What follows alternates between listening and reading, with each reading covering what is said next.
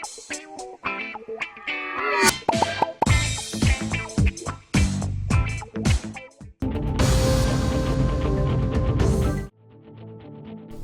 Rowdy sheeter के हमले में जख्मी नौजवान की हो गई मौत। तफसीलात के मुताबिक जगतगिरी गुट्टा पुलिस स्टेशन के हदूद में वाक़ रंगारेड्डी नगर में 25 साल रोशन रहा करता था। उसका बालेश्वर रेड्डी से झगड़ा चल रहा था। कल बालेश्वर रेड्डी ने सरेआम रोशन पर खंजर से हमला कर दिया, जिसके नतीजे में वो जख्मी हो गया। उसे इलाज के लिए गांधी अस्पताल मुंतकिल किया गया, जहां वो दौरान इलाज फौत हो गया। पुलिस ने इस मामले में कत्ल का मुकदमा दर्ज करते हुए तहकीकात का आगाज कर दिया। इब्तिदाई तहकीकात में पता चला है कि एक जनखे के मसले पर उनके दरमियान झगड़ा हुआ था, जो शिद्दत इख्तियार कर गया।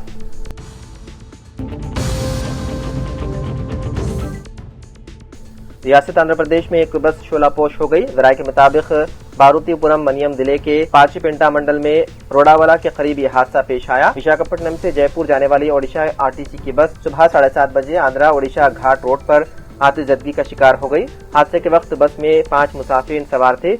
इंजन में आग लगते ही बस ड्राइवर ने गाड़ी को रोक दिया, जिसके साथ ही मुसाफिर बस से उतर गए। बर वक्त चौकसी के नतीजे में कोई जानी नुकसान नहीं हुआ।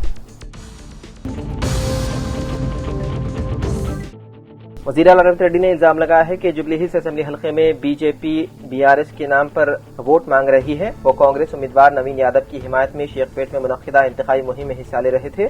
इस मौके पर खिताब करते हुए उन्होंने कहा कि हम जुबली हिल्स हल्के में 400 करोड़ रुपए की लागत से तरक्याती काम अंजाम दे रहे हैं। 4000 इंदिरामा मकाना तामीर किए जाएंगे। अगर नवीन यादव कामयाब होते हैं तो हम मजीद तरक्याती काम अंजाम देंगे। उन्होंने मरकजी वजीर किशन रेड्डी पर तनकीद करते हुए कहा है कि किशन रेड्डी ये जवाब दें कि हैदराबाद में मूसा नदी पर रिवर फ्रंट क्यों नहीं बनाया जा सकता। उनका कहना था कि गुज़िश्ता रोज दी गई तकरीर को तोड़ मरोड़ कर पेश किया गया। वज़ीर आला के मुताबिक मैं शुरू से एक सेक्युलर सोच रखने वाला इंसान हूँ। जब कांग्रेस इख्तियार में थी तो अक़लियतों को बेशुमार मौक़े फराहम किए गए। रेवंत रेड्डी ने कहा कि मैंने कोडंगल से 3 मरतबा कामयाबी हासिल की, उसमें अक़लियतों का बड़ा ताउन रहा है। गुज़िश्ता 20 माह की कांग्रेस हुकूमत में हमने यकीनी बनाया कि अक़लियतों को कोई दुश्वारी न हो।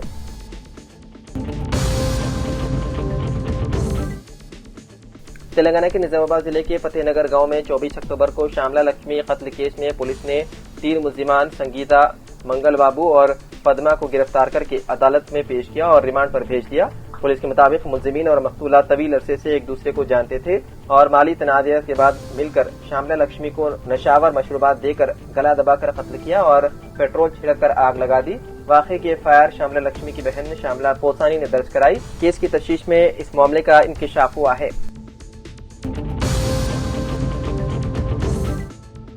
वज़ीर ट्रांसपोर्ट पूनम प्रभाकर ने ट्रैफिक हादसा की रोकथाम की हिकमत अमली और एक्शन प्लान तैयार करने के अहदेदारों को हिदायत दी। पूनम प्रभाकर ने ट्रांसपोर्ट अहदेदारों के साथ इजलास मुनक़िद किया और लापरवाही के साथ ड्राइविंग के वाक़यात को रोकने की हिदायत दी। वज़ीर ने कहा कि हादसा रोकथाम के लिए महकमा ट्रांसपोर्ट की जानिब से शऊर बेदारी मुहिम चलाई जाए, जिसके तहत रैलियों का एहतमाम किया जाए। हालिया अरसे में ट्रैफिक हादसा में इजाफा हुआ है और बड़ी तादाद में अमवात वाक़ हुई है। पूनम प्रभाकर ने कहा कि शऊर बेदारी के साथ साथ सेफ्टी इक़दाम पर ट्रेनिंग क्लासेस का एहतमाम किया जाएगा। आइंदा माह दिसंबर को रोड सेफ्टी माह के तौर पर मनाने का फैसला किया गया और 1 माह के दौरान शऊर बेदारी के सिलसिले में मुख्तलिफ प्रोग्राम्स मुनक़्क़िद किए जाएंगे। हैदराबाद के राजेंद्र नगर इलाके में मंशियात इस्तेमाल करने से एक शख्स की हो गई मौत। इत्तलात के मुताबिक 24 साल अली, जो मोबाइल टेक्नीशियन के तौर पर काम करता था, ने अपने दोस्तों के साथ रात के वक्त हद से ज्यादा मिक़दार में मंशियात ली, जिसके नतीजे में उसकी मौत हो गई। इसी दौरान राजेंद्र नगर में एसओटी पुलिस ने एक मंशियात फरोख्त करने वाले गिरोह को गिरफ्तार कर लिया। पुलिस के मुताबिक 3 अफराद को बेंगलुरु से हैदराबाद बस के जरिए मंशियात स्मगल करते हुए पकड़ा गया, जबकि 3 दीगर ग्राहकों को भी हिरासत में लिया गया। उनके कब्जे से 17 ग्राम MDMA ड्रग बरामद की गई।